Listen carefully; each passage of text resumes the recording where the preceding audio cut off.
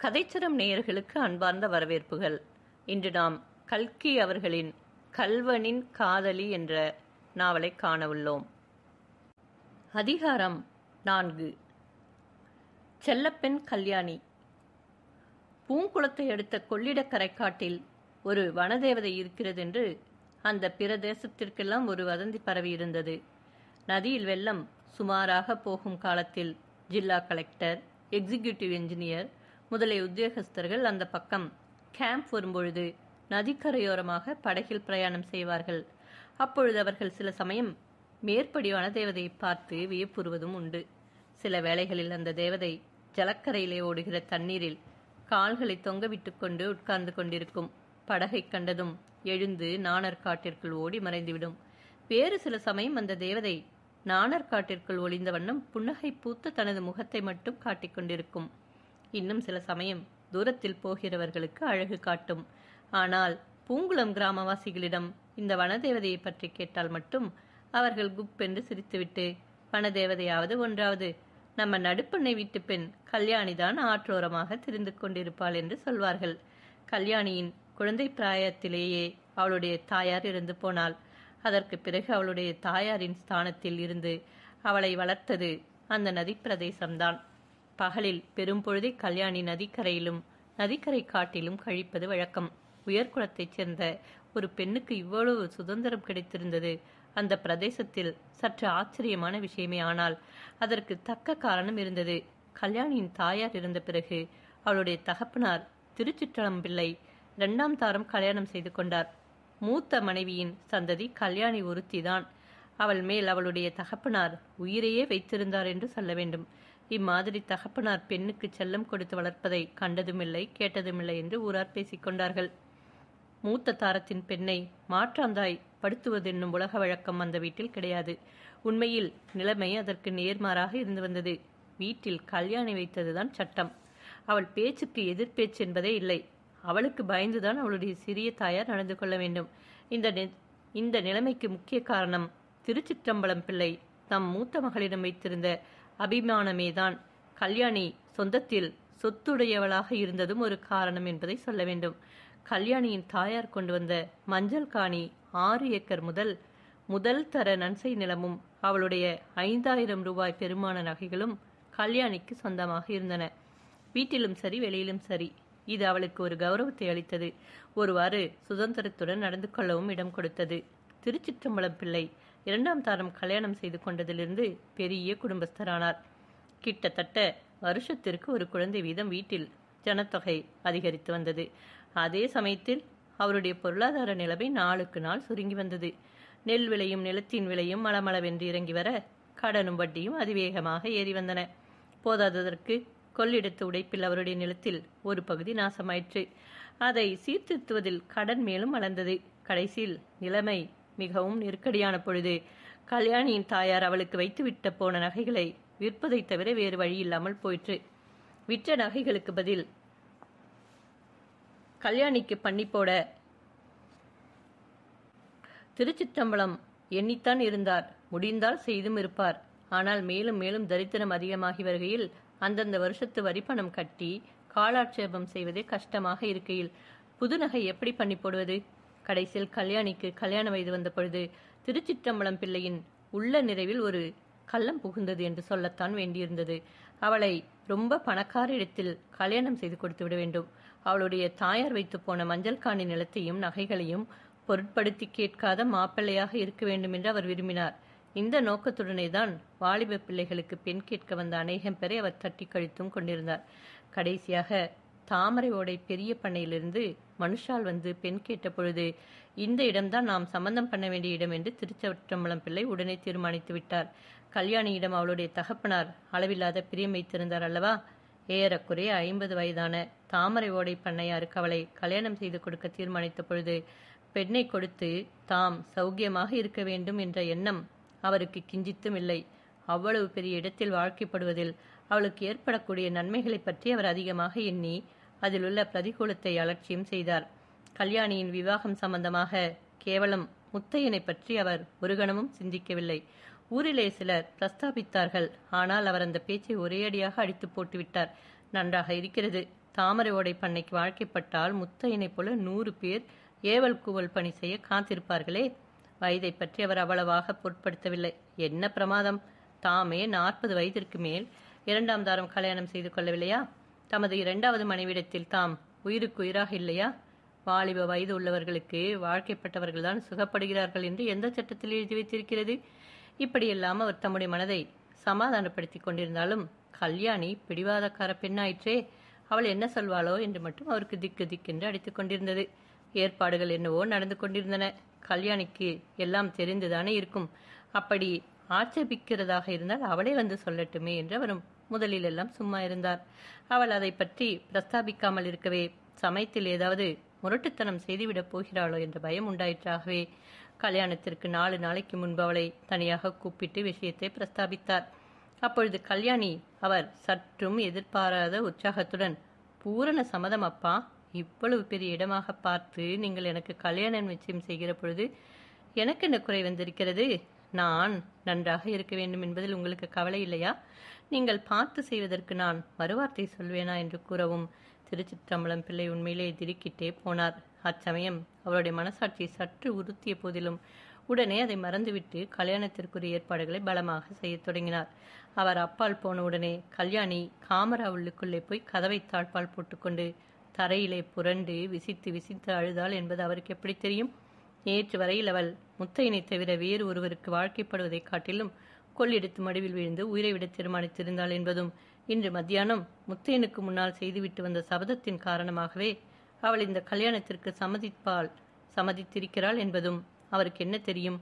முத்தையனுடைய ஆத்திரமான மொழிகளால் தானும் ஆத்திரம் கொண்டு கல்யாணத்திற்கு சம்மதம் கொடுத்துவிட்ட பின்னர் இப்பொழுது அவள் நெஞ்சு பிளந்துவிடும் போன்ற கொடிய வேதனையினால் துடித்துக் கொண்டிருந்தாள் என்பதை சிற்றம்பலம் பிள்ளை எவ்வாறு அறிவார்? மணப்பந்தலில் அமளி. தாமரை ஓடை கிராமத்தில் வீதியை அடைத்து கொட்டாய்ப்பந்தல் போட்டிருந்தது.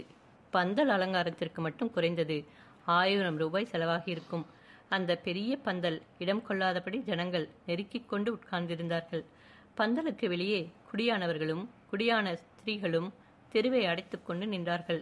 2 கோஷ்டி தங்க நாயனமும் 2 கோஷ்டி வெள்ளி நாயனமும் சில சமயம் தனித்தனியாகவும் சில சமயம் சேர்ந்தும் ஊதி காதை துளைத்துக் கொண்டிருந்தன. தவிழ்காரர்கள் தங்கள் கையில் பழம் கொண்டு மட்டும் அடித்து காது செவிடுபட செய்தார்கள்.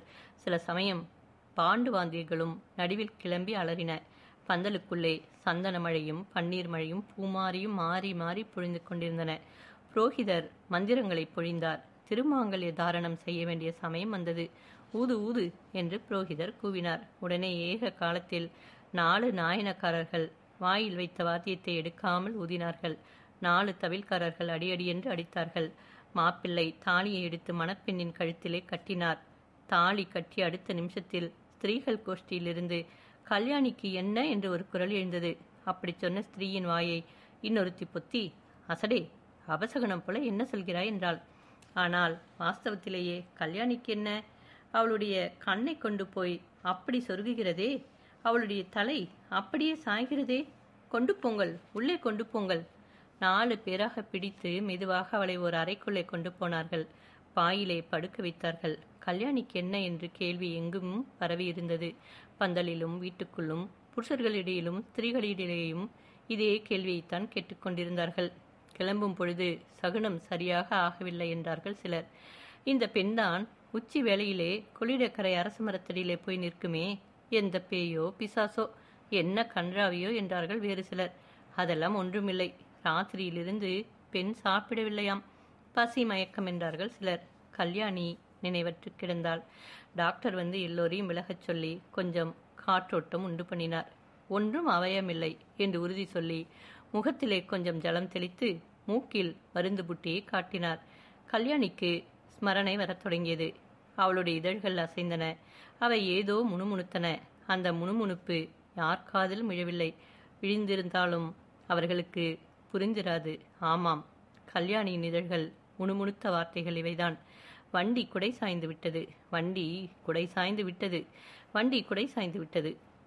வெயிலும் மழையும். சென்ற அத்தியாயங்களில் கூறிய சம்பவங்கள் நடந்து 2 வருஷங்கள் ஆகிவிட்டன. அபிராமி இப்பொழுது இன்னும் ஒரு 4 விரற்கடை உயரமாகி இருக்கிறாள். அத்துடன் நெற்றியிலே ஒரு வடு வண்டி குடை சாய்ந்த ஞாபகார்த்தமாக லேசாக தெரிகின்றது. மற்றபடி அதே குழந்தை முகம்தான், கண்களில் அதே குறுகுறுப்புத்தான். திருப்பரங்கோவில் கிராமத்து வீதி ஒன்றில் ஒரு பழைய ஓட்டு வீட்டின் கொல்லைப்புறத்து கிணற்றங்கரையில் அவளை இப்பொழுது நாம் பார்க்கிறோம். கிணற்றை சுற்றி ஒரு வரிசை கமுகு மரங்களும் அவற்றிற்கப்பால் சில தென்னை மரங்களும் வளர்ந்து அந்த இடத்தை குளிர்ச்சியாக செய்து கொண்டிருக்கின்றன. சிறிய கிரகணம், சூரிய கிரகணம் ஒவ்வொன்று அங்கங்கே எட்டி பார்க்கின்றது. சில நாட்டை மரங்களும் இருக்கின்றன. செழித்து வளர்ந்த ஒரு பப்ளிமாஸ் மரத்தில் பெரிய பெரிய பப்ளிமாஸ் பழங்கள் தொங்குகின்றன. கிணற்றில் ஏற்றம் போட்டிருக்கிறது. கிணற்று கைப்பிடிச் சுவரிலே அபிராமி உட்கார்ந்திருக்கிறாள். அவளுடைய வாய் ஏதோ முணுமுணுத்து கொண்டிருப்பதையும் தலை அசைவதையும் பார்த்தால் ஏதோ பாட்டு கவனம் செய்யும் முயற்சியில் இருக்கின்றாள் என்று ஊகிக்கலாம். கமுகு மரத்தில் எங்கேயோ ஒளிந்து கொண்டிருக்கும் குயில் ஒன்று விட்டு விட்டு பாடுகிறது. இடையிடையே அபிராமி நிமிர்ந்து பார்க்கிறாள். குயில் இருக்கும் இடம் தெரியவில்லை. சடசடவென்ற சப்தத்துடன் திடீரென்று பெரும் துறல்கள் விழுகின்றன. அடடா, முற்றத்தில் அப்பளம் காய்கிறதே என்று கூவிக்கொண்டு அபிராமி எழுந்து உள்ளே ஓடுகிறாள். முற்றத்தில் உலர்த்தியிருந்த அப்பளங்களை அவசர அவசரமாக எடுத்துக்கொண்டு போய் கூடத்தில் இருந்த கிராமபோன் பெட்டிக்கரையில் வைக்கிறாள். எல்லா அப்பளங்களையும் எடுத்து வைத்தாலோ இல்லையோ, உடனே தூறல் நின்று பளியிரென்று வெயில் காய்கிறது. அபிராமி தனக்குள் சிரித்துக்கொண்டு அடநாசமாக போகிற வெயிலே என்று உரத்து வைக்கிறாள். அவ்வாறு அவள் உரது வையும் பொழுது அது யார் நாசமாக போகிற பயல் என்று சொல்லிக்கொண்டே முத்தையன் உள்ளே வந்தான். அபிராமி அவனை பார்த்து மறுபடியும் சிரித்துவிட்டு, பயல் இல்லை அண்ணா, வெயில், வெயிலை வைதேன் என்று கூறினாள். அவனுடைய கையை பிடித்து இழுத்து கொண்டு போய் கூடத்தில் கிராமபோனுக்கு பக்கத்தில் கிடந்த பலகையில் உட்கார வைத்து, அண்ணா இந்த பாட்டை கேளு என்று சொல்லி பாடத் தொடங்கினாள்.